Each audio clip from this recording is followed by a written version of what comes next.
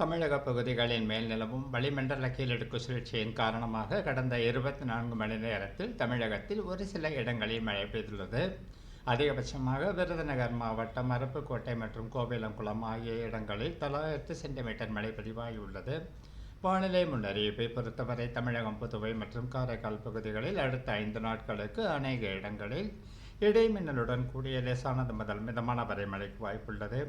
கனமழையை பொறுத்தவரை அடுத்த 24 மணி நேரத்தில் மேற்கு தொடர்ச்சி மலை மாவட்டங்கள் மற்றும் தென் மாவட்டங்களில் ஓரிரு இடங்களில் கனமழைக்கு வாய்ப்புள்ளது.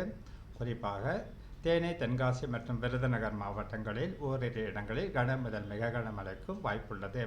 16ஆம் தேதி அன்று தென் தமிழக மாவட்டங்களிலும் 17ஆம் தேதி முதல் 19ஆம் தேதி வரை மேற்கு தொடர்ச்சி மலை மாவட்டங்கள், தென் மாவட்டங்கள், டெல்டா மாவட்டங்கள் மற்றும் வட உள் தமிழக மாவட்டங்களில் ஓரிரு இடங்களில் கனமழைக்கு வாய்ப்புள்ளது.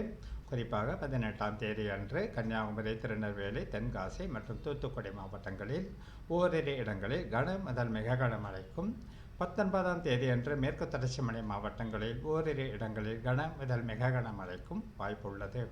சென்னை மற்றும் புறநகர் பகுதிகளை பொறுத்தவரை அடுத்த 3 நாட்களுக்கு வானம் ஓரளவு மேகமூட்டத்துடன் காணப்படும்.